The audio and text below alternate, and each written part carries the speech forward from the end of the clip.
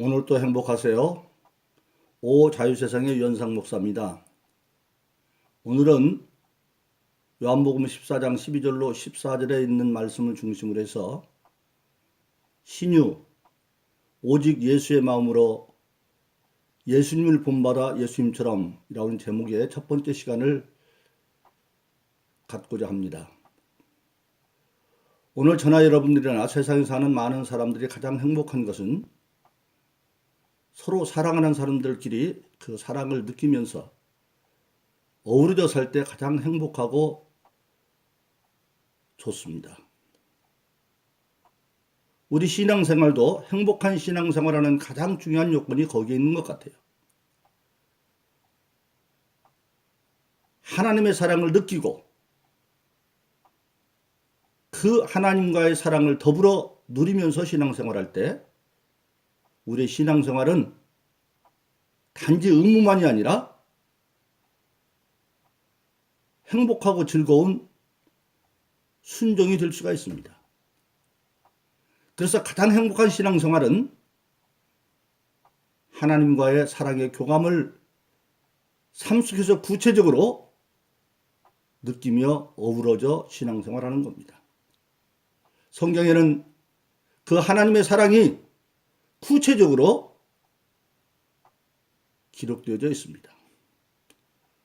우리가 누구나 잘 아는 요한복음 3장 16절의 시작은 하나님이 세상을 이처럼 사랑하사. 이때 세상은 주가 인간입니다. 하나님이 사람을 이처럼 사랑하사 그런 뜻입니다. 더 압축한다고 한다면 하나님의 사랑은 모든 인류를 품고 있으면서도 또 구체적으로는 나와 1대1의 사랑이기 때문에 가장 좁혀 교감할 수 있는 말은 하나님이 나를 이처럼 사랑하사입니다. 근데 하나님께서 우리를 어디까지 사랑하셨느냐? 성경에는 구체적으로 그런 것들이 나와 있습니다. 예수님께서 마태복음 7장에서 기도를 가르치면서 구하라 그러면 주실 것이요, 찾으라 그러면 찾을 것이요, 두드리라 그러면 열릴 것이라고 말씀하시면서 하나님을 아버지로 설명을 하십니다. 어떤 세상의 부모가 자기 자녀가 떡을 달라 하는데 돌을 주는 부모가 있고, 생선을 달라 하는데 뱀을 주는 부모가 있겠느냐? 세상에 악한 부모라도 자기 자식들에게는 좋은 것을 줄 안다. 사람들로부터 요거도 먹고 비판당하는 그런 사람이라 할지라도 지 자식한테는 잘한다는 겁니다. 고슴도치도 자기 새끼한테는 잘한다는 말과 똑같은 것이죠. 그런데 예수님은 그렇게 말씀하지 않습니까? 세상에 악한 부모라도 자기 자녀에게 잘할 줄 알거나 하물며 하늘에 계신 아버지시겠느냐. 하나님은 아버지로서 우리에게 그렇게 잘해주신다는 겁니다. 그리고 어디까지 잘해주시느냐? 대충대충 하는 것이 아니라 세밀하게. 그래서 하나님은 여러 차례 말씀을 드렸습니다마는 마태복음 10장에서 보면 우리의 머리털까지 세신 바 되었다. 나보다도 나를 더 잘 알고 계신 아버지 하나님이십니다. 그 하나님이 여러 차례 말씀을 드렸습니다마는 로마서 8장 31절로 37절 어간에 보면, 사이에 보면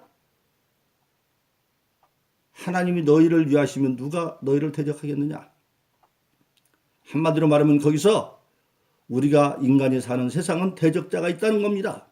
그런데 하나님이 우리를 사랑하시면, 위하시면 누가 감히 우리를 대적하겠느냐? 그러시면서 하나님은 성경에서 그렇게 말씀하십니다. 하나밖에 없는 아들을 아끼지 않고 주신 하나님이 그 아들과 함께 너에게 무엇을 아끼겠느냐? 그래서 결론은 로마서 8장 37절에 이르르면 너희가 사랑한 이로 말미암아 넉넉히 이긴다. 하나님의 사랑으로 말미암아 넉넉히 이긴다고 성경은 말씀하고 있습니다. 그 하나님의 사랑, 네덜란드 유명한 빛의 화가라고 하는 렘브란트라고 하는 화가가 있습니다. 우리가 대중적으로 잘 알려져 있는 노 부부가 빵을 넣고 기도하는 모습의 그림을 그린 화가지요. 그런데 그 화가가 그린 그림 가운데 예수님의 순환을 그린 5작품의 연작 작품이 있는데 그 첫 번째 작품이 예수님의 십자가의 순환에 관해서 그린 그림입니다. 그 그림에 보면 예수님께서 많은 사람들의 조롱 가운데 십자가에 고통스럽게 달려있는 모습을 그렸는데 그 옆측에 보면 하나님이 구름 가운데 얼굴을 숨겨 있으면서 그 고통받는 독생자 예수를 바로 정면으로 보지 못하고 하나님이 잔뜩 고통스러운 모습으로 옆눈으로 바라보는 그런 그림이 있습니다. 하나님이 얼마나 우리를 사랑하셨으면 하나밖에 없는 독생자 예수가 십자가에 못 박힐 때 아마 개인적인 생각 같으면 당장 내려오게 하고 싶었을 거예요. 그러나 그렇게 하다가는 예수님만 아들이 아니라 우리 모두도 아들이잖아요. 아까 로마서 8장에서 뭐라고 말했습니까? 하나님이 아버지일 때 예수님은 맏아들이고 우리는 그의 동생들로 표현하고 있습니다. 우리나라 속담에 10손가락 깨물어 안 아픈 손가락이 없다. 부모에게는 모든 자식이 다 아픈 상태다. 그러니까 하나님이 그 맏아들인 예수님을 통해서 온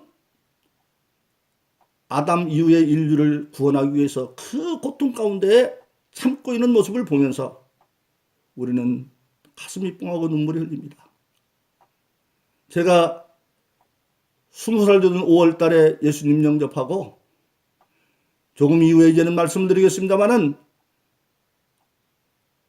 예측할 수 없는 신유의 권능들이 나타나기 시작을 합니다. 그러자 주변에서 신학을 자꾸 가라고 그렇게 말합니다. 그런데 제가 다른 세상적인 욕망 때문에 그걸 받아들이지 아니하고 16년이나 불순종하다가 마침내 36살에 헌신하여 신학의 편입에 들어가기로 작정을 하고 작은 사업체를 운영하며 있을 때 35살 때 하늘산에 들어가서 이제 30일 동안 텐트를 치고 준비 기도를 하는 중이었습니다. 그때 저희 집사람이 지금은 중국에서 스포츠웨어 생산업을 하고 있는 둘째 아들이 아직 초등학교도 다니지 않은 어린아이인데 그를 데리고 하늘산으로 저를 찾아왔습니다.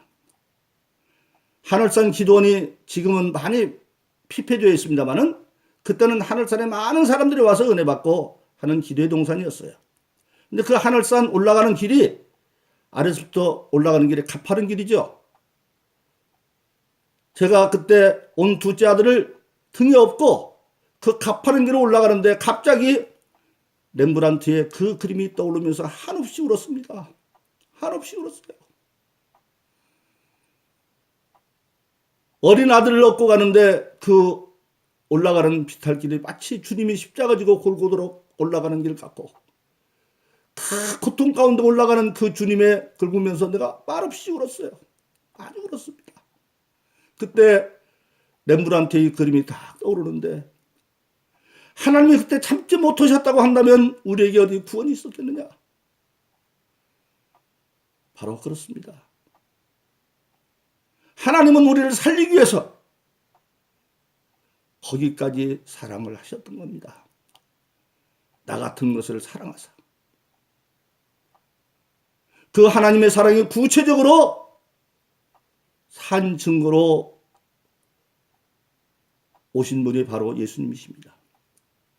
그 예수님이 공생애 중에 모든 병든 자, 고난당한 자들을 다 고칠 때 예수님의 마음은 바로 그 하나님의 사랑의 마음을 가지고 감당했던 겁니다. 오늘 신의 은사를 가지고 사역하는 많은 주의 종들이 기억할 것은 뭐냐? 예수의 마음을 가지고 그 사명을 감당해야 된다고 하는 사실입니다. 예수님의 마음을 가지고. 구체적으로 그 예수님의 마음이 여러 곳에 있습니다만은 대표적으로 나오는 것이 요한복음 11장에 있는 나사로의 죽음과 소생의 사건입니다. 요한복음 11장 32절로 35절에 보면 나사로 그 두 노이 동생 마르다와 마리아하고 같이 사는데 그 마리아는 다른 사람이 아니라 옥합을 끼워서 머리에 붙던 그 여자 마리아입니다.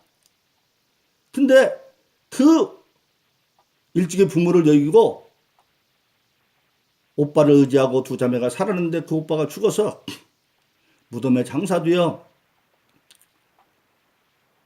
썩은 냄새는 나을 때 된 날 예수님이 그곳에 도착해서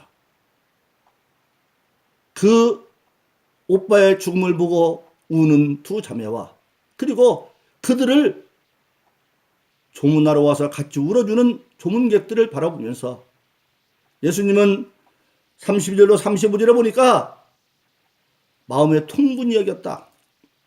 왜? 악한 마귀가 죄를 핑계 삼아서 죄를 빌미 삼아서 안 죽어도 되는 나사로가 죽는 그것을 보면서 분이 여겼고 또 민망히 여겼고 심령에 그리고 함께 우셨다라고 말씀하고 있습니다. 그렇습니다.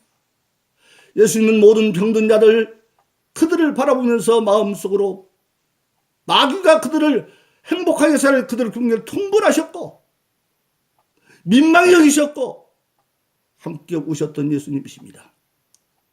그 예수님의 사랑은 십자가상에서 절정을 이루지요.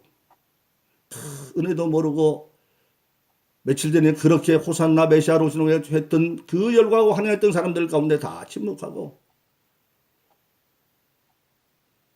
대산과 서기관들이 무서워서 입도 뻗근 못하고 조롱하는 사람들의 소리만 들리고 그런데도 예수님은 그 십자가상에서 고난만 받으시는 것이 아니라 우편에 되되게 회개하자 오늘 네가 나와 함께 나관에 있으리라고 구원의 사역을 여전히 감당하고 고난 가운데에도 그리고 하나님을 향하여 사랑의 중보기도를 합니다.